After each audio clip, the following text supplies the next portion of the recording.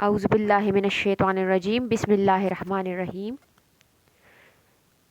Today we are going to start the subject chemistry, and the first chapter of your book chemistry is Introduction to Chemistry. So what is basically the chemistry?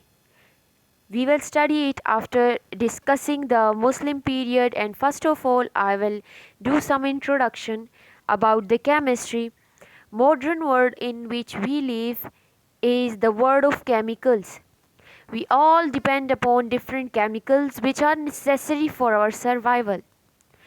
Chemistry is the study of matter and the ways in which different form of matters combine with each other.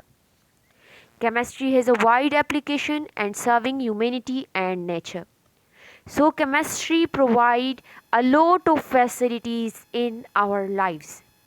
Chemistry has a wide applications in our life. For example, the petrochemicals that you uses, the petrol, the chemicals, all are developed with the help of this subject chemistry. The medicines that you uses, the drugs, the peppers, plastic, paints, pigments, soaps and detergents, etc. These are a lot There are a lot many facilities in our life which are provided by the chemistry. And the study of chemistry has also provided knowledge and techniques to improve and our health and environment and to explore and conserve the natural resources. So first of all, we will study the Muslim scientist from your book, page number 2, the Muslim scientist who worked from 600 to 1600 AD. So in the early civilization, Egyptians, Greek and Romans did a lot of work in chemistry. Muslims also contributed to the field of chemistry for about 1000 years. So Muslim worked in the field of chemistry for about 1000 years. Their work is from 600 to 1600 AD, and this period from 600 to 1600 AD is known as Muslim period or the period of alchemist. Now what was the major aims of the Muslim scientist? The major aims or the major goals or the principal goals of the Muslim chemists were that they were finding the methods to prolong life. They were finding out the methods to prolong life. They were trying to convert the base metals such as zinc into gold. They were at that time, all the Muslim scientists, they were trying to convert the base metals into gold. As you know that this gold is a very precious metal. So all the scientists, they were trying to find out the ways in which the base metals can be converted into gold. And the third one, they were trying to find out the physical evidences to support religious and philosophical beliefs. Now, the conclusion of the Muslim scientists, what was the conclusion? They failed in doing so. It means that they failed in converting base metals into gold. They failed in finding out the prolonged life, and they failed in all of these things. But they did a lot of work in the field of chemistry. They developed experimental methods. Many of the experimental methods were developed by the alchemists. They developed many instruments and they developed many procedures, chemical procedures. Let's study them one by one about the development of the Muslim scientist or alchemist. Now the first one, the elements. So alchemists discovered there are some elements given in your book that alchemist or the Muslim scientist has discovered, but apart from that elements, alchemist has discovered many other elements, but there are some examples which are given in your book. The alchemist discovered arsenic.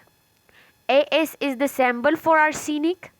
You have to remember it. They discovered antimony. SB is the symbol for antimony, and they discovered bismuth. The symbol for the bismuth is Bi. Bi is the symbol for the bismuth. Now arsenic, antimony and bismuth, they have a wide range of uses in our daily lives. Arsenic is the oldest known element. This arsenic is the oldest known element. It is toxic, but it is used to treat some illnesses. Antimony is also an element. It was used to darken the eyebrows and make eye appear larger. And bismuth is the main ingredient in Pepto Bismol, which is a compound you can see here. It is a main ingredient here. This is the arsenic, this is the antimony, and this one you can see is bismuth. Now the next is the instruments that alchemist has discovered. So alchemist discovered the funnels, the crucibles, etc. There are some instruments given here. This you can see here, this is the crucible. This is a picture of a crucible. You can see here, this is a picture of the funnel which we usually use for the filtration process. The picture of the funnel that is here, alchemist has discovered.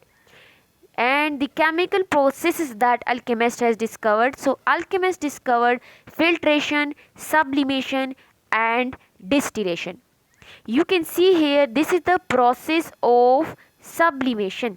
Sublimation is a process in which the solid state is directly converted into gaseous state without passing from a liquid state. This is the process of sublimation, in which you can see here is a solid and this solid is converting directly into gaseous state. So sublimation is a process in which the solid directly convert into gaseous state without passing from a liquid state. And alchemist has discovered these types of methods. Now the second method that alchemist that is given in that slide, I have written here, that is the process of distillation. Distillation is a purification technique in which these two solvents, they are separated from each other based on the difference in their boiling point. Based on the difference in their boiling point. Okay. So the distillation is the process in which the two solvents, they are separated from each other based on the difference in their boiling point. And the third one you can see here, that is the process of filtration. You even use the process of filtration in your day-to-day life when you are taking a cup of tea. So you usually filter it, and that is a common day-to-day use of this process filtration. But actually in the laboratory we use the funnel. You can see in the middle, this is a funnel.